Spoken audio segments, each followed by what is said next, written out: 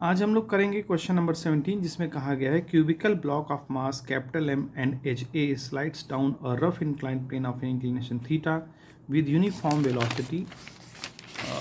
अगले पेज में है with uniform velocity the torque of the normal force on the block about its centre has a magnitude. तो देखिए इस question को करने के लिए हमने एक डायग्राम बनाया हुआ है जो कि एक रफ इंक्लाइंड प्लेन है जो एंगल थीटा पर झुका हुआ है। इसका सेंटर ऑफ मास सेंटर पर लाई करेगा जिसका वेट mg है और mg cos थीटा इसका एक कंपोनेंट, mg sin थीटा दूसरा कंपोनेंट बनेगा। इसकी साइड ए दे रखी है।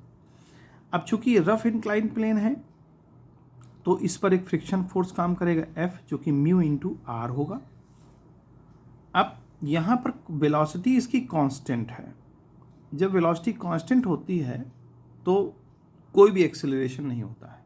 इसका मतलब mg sin theta mu into r के इक्वल होगा।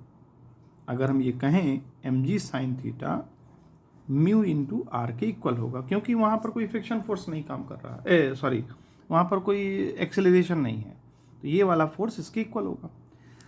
अब हमको बताना है कि जो नॉर्मल फोर्स है उसका टॉर्क कितना होगा। तो देखिए यहाँ पर टॉर्क बनाने के लिए एक तो देखिए यहाँ वेट क्या काम कर रहा है mg cos थीटा। ये तो आपका टॉर्क बना नहीं पाएगा सेंटर के अबाउट क्योंकि ये लाइन ऑफ एक्शन इसी डायरेक्शन में है और तो mg cos थीटा ये टॉर्क नहीं बनाएगा। टॉर्क कौन बनाएगा? Friction force. और ये कैसे टॉर्क बनाएगा? ये एंटी क्लॉकवाइज बनाने की कोशिश करेगा, इस तरफ इसको लुढ़काने की कोशिश करेगा और जिसकी परपेंडिकुलर डिस्टेंस a/2 होगी। तो अगर हम देखें कि फ्रिक्शन फोर्स का टॉर्क क्या बनेगा? म्यू इंटू आर और इंटू ये डिस्टेंस a/2। ठीक है।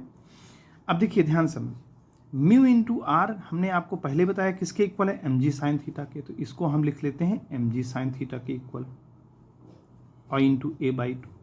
ठीक। अच्छा, दूसरा कौन टॉर्क बनाएगा? एक नॉर्मल फोर्स जो यहाँ लग रहा होगा इस पे, वो नॉर्मल फोर्स टॉर्क बनाने की कोशिश करेगा क्योंकि नॉर्मल फोर्स तो इस सरफेस पर लगेगा। अब सरफेस पर कहाँ लगेगा? तो जाहिर सी बात है अगर ये टॉर्क बनाएगा इस डायरेक्शन में तो नॉर्मल फोर्स कुछ इधर की तरफ शिफ्ट होगा, इस तरफ शिफ्ट होगा, जो वो ऐसे नॉर्मल फोर्स टॉर्क बनाए ताकि इसके टॉर्क को वो न्यूट्रलाइज कर सके।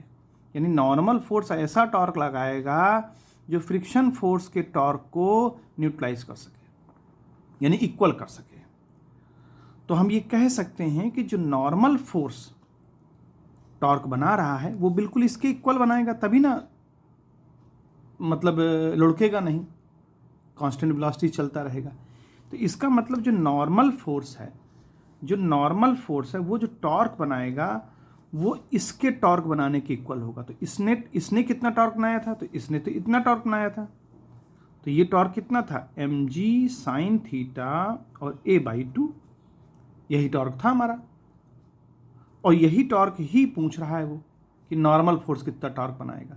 तो ये ऑप्शन जो है हमारा जो mg sin थीटा a/2 ये हमारा ऑप्शन सही होगा। और ये ऑप्शन हमारा दिया हुआ है इसमें डी वाला, है ना। तो यानी डी वाला ऑप्शन इसमें करेक्ट माना जाएगा और इस तरह से इस क्वेश्चन का आंसर हम दे पाएंगे।